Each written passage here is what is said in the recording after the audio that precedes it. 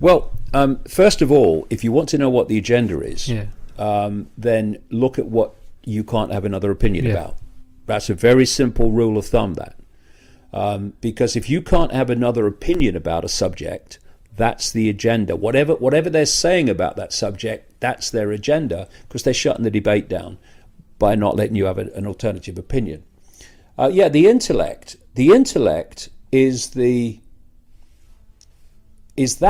part of perception that operates within the postage stamp consensus. There was a story by, or an analogy by Plato, the Greek philosopher, the allegory of the cave, where he described a situation where there were these prisoners lined up, and they were chained up in a cave, and the only thing they could see was one wall of the cave. They couldn't see anything else, and behind them were fires which lit the wall that they were looking at, and then people and animals would walk past the fires behind them, and they'd cast shadows on the wall. Now, because these prisoners could only see the wall and the shadows, they thought that was reality. They thought that was reality. They thought that was the real world.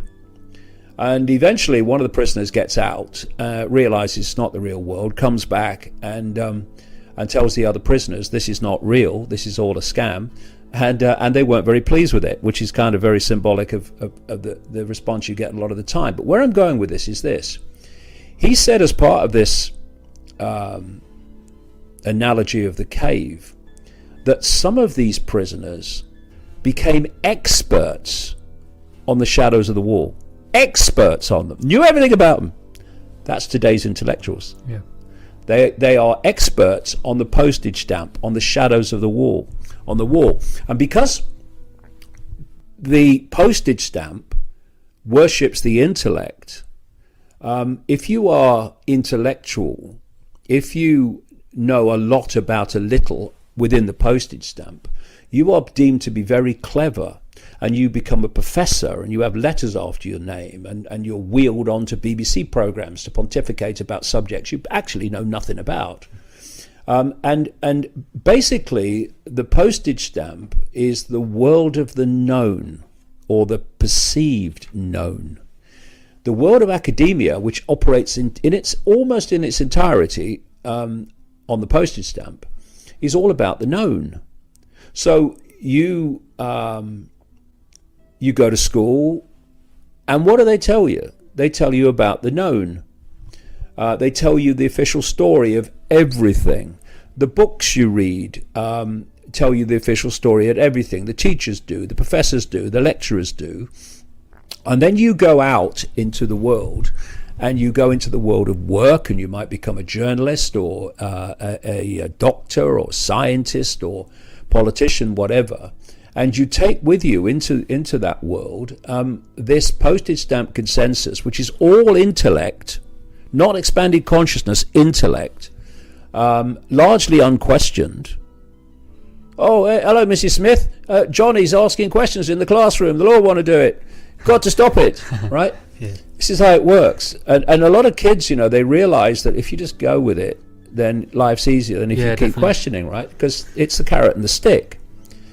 So when you go out into the world, these institutions with your postage stamp norm, belief system, you meet loads of people there who've been through the same system earlier, and they're confirming to you that what you've learned, the postage stamp consensus, is normal and true, and everyone's confirming everything else to everyone else, that what the postage stamp consensus is actually real and true.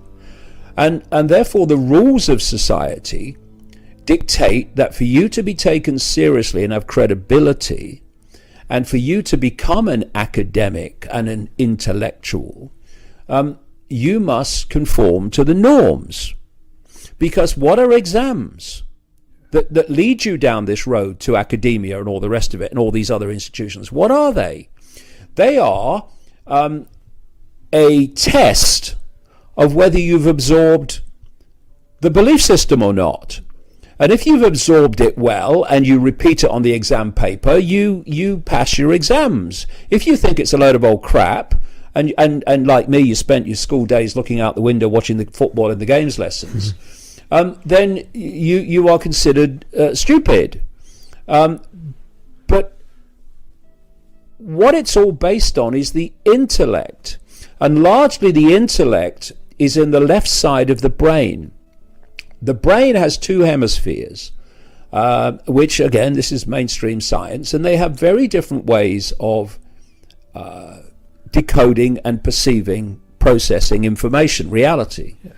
The left brain basically is the world of the intellect. It's the world that we experience all the time. The left brain is about just words, it's about numbers, it's about everything. It sees everything as apart from everything else. It sees everything in structure. You've got the right side of the brain, which is more, hey man, out there, creativity, the artist, the maverick that won't conform. This is conformity. And if you look at the education system, it's becoming worse all the time. It's all about focusing at everything on the left side of the brain, which I would call the intellect. So even in almost in preschool now, they're doing more kind of normal academic lesson type stuff. And what they're doing, the teachers don't realize this, but in the shadows, they absolutely know exactly what they're doing. What they want to do, this is why they want to get kids from their families as early as possible into the school system, in the preschool system and then the school system. It's crazy that, sorry to jump in, but it's crazy that whole situation of how kids, like I think it's at 3 years old, straight away you're sitting in front of a desk, and then you get to a certain amount of age again, then you're at a desk again in your job. Exactly. Well, what if you think about it, I mean, just take a deep breath and kind of look at it. You've just come into the world, right? You've just arrived. Yeah, it's crazy. And how much time do you have before you hit this programming system called education? It's getting smaller. And you've also got your parents who've been through the same system. Yeah, they're indoctrinated. And if they take on the program, they're going to pass it on to you even before you go to school, on the basis not of malevolence, but they think that's how things are, and they're doing the right thing.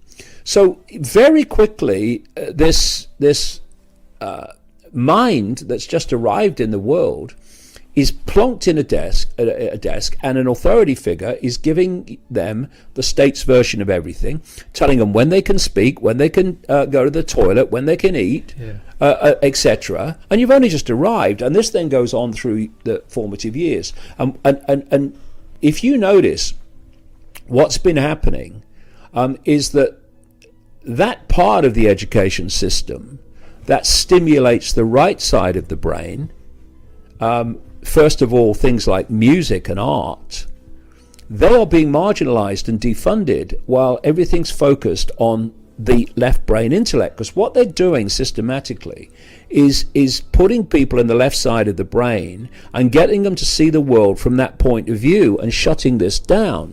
Now, what opens this more than anything else? Ad-lib play. What is ad-lib play? It is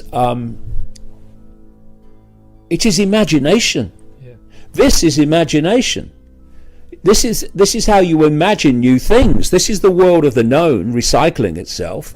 This is the imagination and the creativity that sees things differently, and is extremely creative beyond the boom, boom, boom of the left side of the brain. So they don't want that. They want conformity. They don't want mavericks and creatives that they can't control. Yeah. And so they're shutting down that whole area. What else are they doing? They give you homework. So when you go from the programming center, school, you take the programming center home, and boom, boom, boom. Then you are on social media or some other form of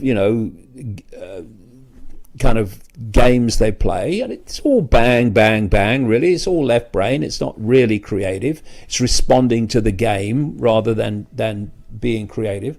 And basically they're shutting people down and they're imprisoning them in the intellect. Now, innate intelligence is different, completely different. Innate intelligence doesn't think, it knows. And when you think about what we call intuition, where do we feel intuition? We don't feel it here. We feel it here. Yeah. And you can see the body language. People say, I just know. Or they say, I'm thinking. The hand is going to where the point of information, of inspiration is coming from. Yeah. And because the brain, particularly the left side of the brain, is absolutely welded and imprisoned by the postage stamp consensus intellect,